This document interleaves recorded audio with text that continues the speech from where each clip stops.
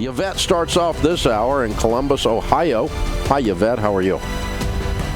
Good, Dave. How are you? Better than I deserve. What's up? Hi.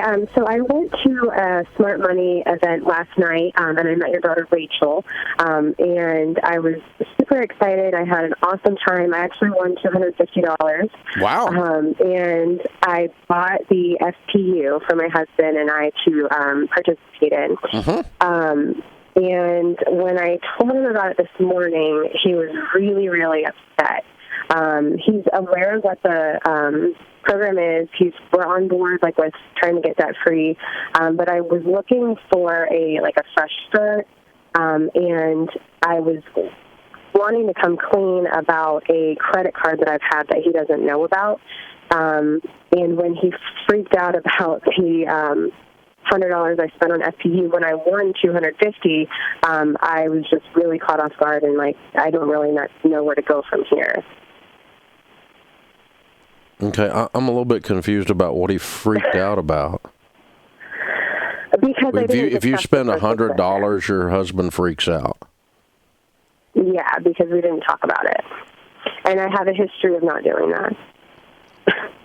You have a history of buying stuff and not talking about it. Right. So it really wasn't the purchase of FPU, and it really wasn't the $100. It was the action of you continuing to do things with money that you guys are not in agreement on. Right. And he's tired of that. Right, which he has every right to be. And that's kind of where I got up to the point last night at the event where I'm enough is enough. This is ridiculous. I don't need to be acting like a child with money. I need to, we need to do this. And I'm ready to take responsibility for my part in this. And that's kind of what I wanted to do today and come clean with him. But then when he was so upset about just the $100, he wants No. He is not upset about the $100. He's upset about your continued pattern. Mm-hmm. Let's name this what it is. Okay. Yeah, that's fair. Because otherwise we're making him sound like a jerk, and he's not. He had a right to be upset. Because this is a continued pattern of you guys, of you just doing whatever the flip you want with money, and you guys are not on the same page, and he's tired of that. Right. Okay. All right. And he has every right to be, and that's kind of where my, where my hesitation is, because, I heard you say it before to somebody else that it's I've been unfaithful in the relationship, and that's exactly how I feel. Yeah. And I don't know how to kind of air this out, and then. Well, you don't. You're not in a safe place right now with the relationship, is what you're saying, and so since he, this is not going to go well right now, is what you're saying. So,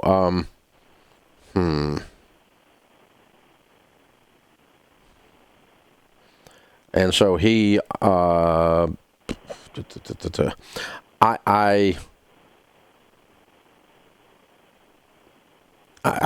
think the two of you probably ought to start going to Financial Peace University, but as you're doing that, you probably need to sit down with a good marriage counselor, and you need to create an environment with that marriage counselor in the next 3 or 4 weeks where all your cards are on the table, especially this credit card. And and because you're not going to be able to go through Financial Peace University carrying the secret. That's not going to work. And, and every day you carry it right now, it's going to get worse in terms of his reaction. But you've also got a thing here where he's going to have to, at some point from a relationship standpoint, give you a fresh start and say, okay, from today forward, we're going to go, okay? And instead, right now, what he's doing is he's looking at the pattern and all the history every time anything comes up, which is not, it's justified, but it's also not going to work going into the future if you're changing.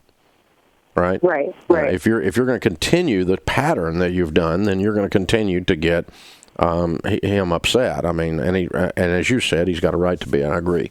So I think the two of you need to sit down with a good marriage counselor, and then I think the two of you need to go to this class together. Do you think you can get him to go to both? No, because he's. I've gone to counseling before, and we've done the marriage counseling before, but the way he sees it is that these are my issues, which I feel like they are too. But yeah, they're not though. I mean, they are your issues, but you guys getting your relationship put back together is both issues, both of your issues. Right. And so we cannot stay where we are with this broken trust and disrespect, and it's unraveling. Right. And he does have issues in that regard. And whether he thinks he does or not, it's not the point. Has he done, quote, something wrong that he needs to go to counseling for? No, that's not what I'm saying. But the two of you have got to you've got to map out a process whereby you can heal this and go forward. And that's not just going to be, oh, Yvette starts behaving. It's not that simple. Right. Because he's going to have to, then there's got to be some payoff for you where trust is rebuilt and the relationship heals and you move forward. And so that's where you need a good marriage coach to, lay out the path forward between the two of you. And so, yeah, you need to, if he won't go, you need to go see a marriage counselor without him, because I'm afraid for your marriage right now. It's in a real broken place. And I'm afraid that this credit card might be the last straw if you don't map it out properly, because it sounds like he's past the boiling point on this, and so if he sees this as one more time that you have violated this process, and he begins to see no hope that you're ever going to stop, then that's when this is going to be over. And it sounds like it's getting close to that in his head. So you need someone to navigate you guys through this so you can stay together in this process. And then, yeah, you do need to go to class together. And yes, you do need to go to marriage counseling together. I can't make him go, though. But you're asking me what I would do if I were in your shoes? That's what I would do. Thanks for the call.